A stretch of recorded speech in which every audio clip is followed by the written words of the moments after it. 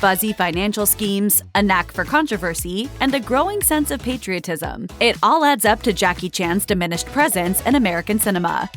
At the turn of the 20th century, Jackie Chan fronted two successful franchise-spawning films. He first appeared alongside Chris Tucker in the 1998 buddy comedy Rush Hour, and then with Owen Wilson in 2000's martial arts western crossover Shanghai Noon. Rush Hour spawned two sequels, while Shanghai had one follow-up, but there haven't been any chapters since then, despite plenty of talk over the last few years. MGM confirmed that Shanghai Dawn was in the works, with Jared Hess attached as the director, but that's pretty much the last we've heard of that project. And then Rush Hour 4 also appears to be stuck in development hell. Chris Tucker mentioned it during a 2018 appearance on the podcast The Plug, but nothing concrete has really happened since then. During the 2022 Red Sea International Film Festival, Chan mentioned that talks were happening, but seeing as Rush Hour 3 came out all the way back in 2007, we'd advise not holding your breath. In 2016, Jackie Chan was given an honorary Oscar for his achievements in the film world. This was the first time he'd ever been recognized with a trophy from the Academy, and he maybe could have netted a competitive award 7 years later if his schedule hadn't been so busy. As it turns out, Chan was the first person that directors Daniel Kwan and Daniel Scheinert had in mind for their Best Picture winning Everything Everywhere All at Once. When the martial arts icon was forced to turn down the project due to other commitments, the filmmakers decided to gender flip the character and cast Michelle Yeoh instead. Yeoh would go on to earn an Oscar for her performance in the film, one of 7 Oscars the movie picked up. She and Chan are actually longtime friends, and she revealed to CNN that he sent her a cheeky message in the wake of her nomination. And I remember Jackie texted me and said, "Hey, congratulations, you realized that your boys came to see me first." And I'm like, "Thank you, bro."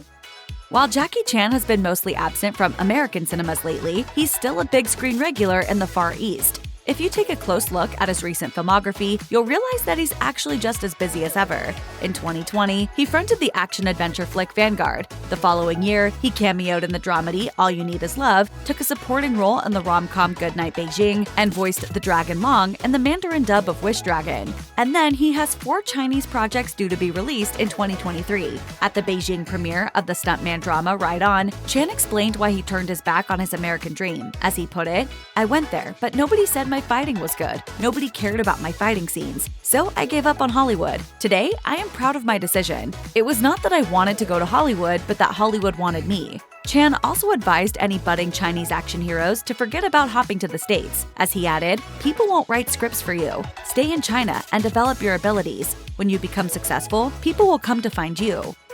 It's fair to say that Jackie Chan's politics have changed since his rise to Hollywood fame. In 1989, he aligned himself with the Tiananmen Square protests as a performer at the Concert for Democracy in China. But then in 2021, he revealed that he wanted to become a member of the Chinese Communist Party. Nowadays, Chan has become just as renowned for his propaganda efforts as his film career. While appearing at a China Film Association-backed symposium in 2021, he reportedly said, "I just think the Chinese Communist Party is really so magnificent. What the party says, what it promises, it doesn't need 100 years to accomplish. It will definitely accomplish it in just a few decades. I want to be a party member." 我可以跟你讲，我是一个中国人。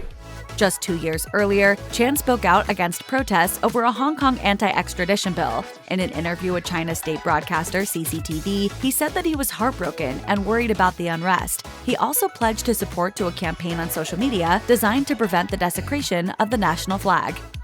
Jackie Chan used to be known as one of Hollywood's nice guys, but in 2015, he completely obliterated his reputation with Never Grow Up, an extremely candid memoir that featured confessions about extramarital affairs, hard drinking, and domestic abuse. Translated into English 3 years later, Never Grow Up saw Chan admit to sleeping with the woman he referred to as simply Number 9 in a club's toilet cubicle. He also discussed getting behind the wheel while inebriated during his rise to fame, writing, "I drunk drove all the time. In the morning, I'd crash my Porsche. Then in the evening, I'd total a Mercedes-Benz. All day long, I went around in a haze." But perhaps the most shocking revelation involved Chan's son JC, as the actor recalled picking up his then 2-year-old boy and flinging him across the living room. Luckily, JC landed on a sofa, but as his father admitted, with the amount of force I used, if he'd hit the back or armrests, it could have been quite serious. Although you might not see Jackie Chan on the big screen very often these days, chances are you still might hear his voice. While he seems reluctant to take on any live-action roles in Hollywood, he's happy to lend his talents to animated features. In 2016, Chan reprised his role as Master Monkey in the third installment of the Kung Fu Panda franchise. Soon afterwards, he played Mr. Fang in 2017's The Nut Job 2, Nutty by Nature, and then Master Wu in the Lego Ninjago movie that same year. He's also set to voice the Wise Rat Splinter in Teenage Mutant Ninja Turtles: Mutant Mayhem, which is due out in August 2023. In a 2017 interview with the movie Mensch, Chan explained, "Sometimes with martial arts you can have limits. In cartoons, you're not limited with martial arts. You can do anything and everything, and you never get old. They have good messages to children, to respect everything." It is the highest level that you can achieve as a ninja.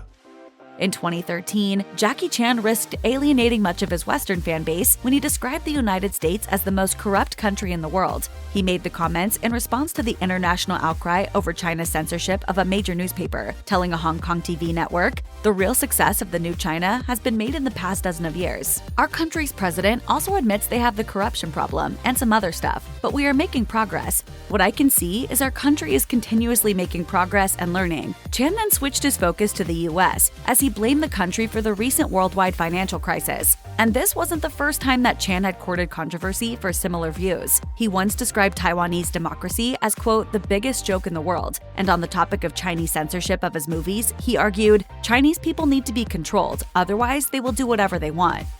Yet another time where Jackie Chan went out of his way to make himself Mr. Unpopular happened when he essentially dismissed an entire generation of actors as lazy. During a 2022 interview, he remarked, "I won't say who it is, but lately, our actors don't want to sweat, can't do wire stunts, and can't do dangerous things. They want to show action and look good, yet they can't take hardship." Chan went on to chastise actors who arrive to set last and leave first, declaring that the rise of the entourage has enabled the younger crowd to live a too contented life. He also left plenty of people guessing when he singled out one particular high-maintenance co-star in another interview. He revealed, "After shooting just 2 scenes, everyone would tell her that she worked hard. What hard work? That wasn't hard work at all." After years away from American cinema screens, Jackie Chan starred opposite Pierce Brosnan in 2017's The Foreigner, an adaptation of a Stephen Leather novel from 1992. Alas, the rather underwhelming response to the action thriller may have further motivated Chan to instead concentrate on the Far East market. The movie grossed only $34.4 million domestically, just short of its reported $35 million budget. It got so-so reviews, though some critics were especially harsh. Simon Abrams of RogerEbert.com opined, "Chan may still be figuring out what he can and can't do in his old age, but Drek like The Foreigner should be swiftly crossed off his bucket list and never revisited." You could say that the writing was on the wall when the movie's trailer was released, as fans were upset that the Hong Kong-born Chan had been cast as a Vietnamese character. Overall, The Foreigner plainly suffered a tepid reaction that didn't do anyone's career any favors. Who killed my daughter? I'm sorry. I truly don't know yet. Jackie Chan's reputation took a further hammering in 2016 when he became embroiled in a tax evasion scandal. He was named alongside the likes of Spanish filmmaker Pedro Almodovar, golfer Nick Faldo, and chess master Bobby Fischer in the Panama Papers, a series of documents that revealed that various high-profile figures were using offshore accounts to obscure their wealth. Chan was reported to have been linked to no fewer than 6 different offshore companies, all of which were based in the British Virgin Islands. The actor's tax affairs were also rumored to be behind the seizing of 2 Beijing luxury apartments 4 years later. The properties, which Chan and his family resided in for more than 10 years, were reportedly later auctioned off, with a starting valuation of approximately $14 million. If you're a fan of the Expendables movies, you might wonder why Chan never appeared in any of them. After all, the franchise has featured Sylvester Stallone, Arnold Schwarzenegger, and pretty much every other major action star of the past 4 decades. As it turns out, Chan's absence is not for want of an invitation. In a 2014 interview with Den of Geek, Chan revealed that he had indeed been approached to star in several installments, but that he essentially didn't want to share the screen with his peers. As he put it, "This morning, I did hear Sly Stallone wants me for Expendables 4. I said, okay, because they already asked me to be in 2 and 3, but I refused. Well, I didn't refuse, but I said, Sly, can't we just do you and me, not a bunch of people and me only coming out for 5 minutes? Because then the audience is, oh, and then I'm gone." And this wasn't the first time that Chan had turned down Stallone. Back in the early 90s, he'd rejected an offer to star as the criminal Simon Phoenix in Demolition Man, as he wasn't comfortable with the idea of playing a villain. The role eventually went to Wesley Snipes. Jackie Chan was arguably one of the most famous actors in the world back in the early 2000s, thanks to his martial arts work and starring roles in a string of major hits. But while he used to thrive on his celebrity status, he now claims that he's no longer interested in being on screen for the sake of being famous. In a 2017 interview with China Daily, he admitted, "At first, I made films to earn money. Then I wanted fame. Now I think neither is important." Chan also insisted that he's now more concerned with the public's response to a film than any critical reaction. Of course, nowadays, he can afford to be a little relaxed when it comes to money. In 2016, he was named as the second highest paid actor in the world by Forbes, so he doesn't exactly need the big paychecks as much as he used to. As always, we asking the question, where Jackie Chan at right now? I want to know where he at.